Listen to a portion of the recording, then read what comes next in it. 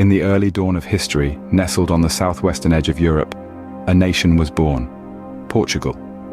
A land of explorers and poets, Portugal flourished in the 15th and 16th centuries, carving its name into the annals of world history during the Age of Discoveries.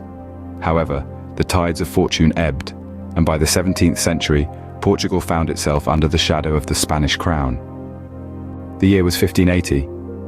The throne of Portugal stood vacant, an empty seat of power, ripe for the taking. And take it, Philip II of Spain did, adding the Portuguese crown to his collection.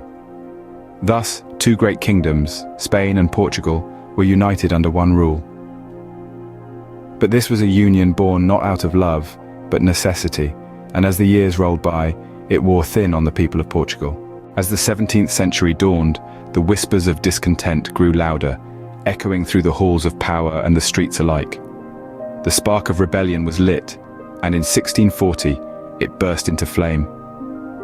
A group of 40 Portuguese nobles, known to history as the 40 conspirators, took a stand against their Spanish overlords.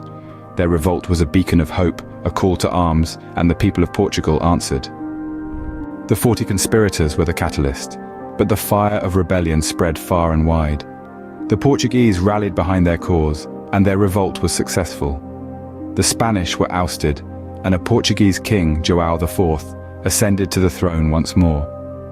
Portugal had reclaimed her independence, and the echoes of that victory still resonate today. Each year, as the calendar turns to the 1st of December, Portugal pauses to remember. This is not just another day, but a national holiday, a celebration of a proud nation's indomitable spirit. It's a testament to Portugal's long and rich history, a day to remember the heroes of the past and their struggle for freedom. For on this day, in 1640, Portugal stood up, shrugged off the yoke of Spanish rule, and declared to the world, "We are a sovereign nation."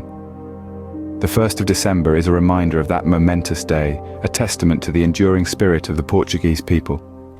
It is a day of celebration, of remembrance, and above all, a day of national pride.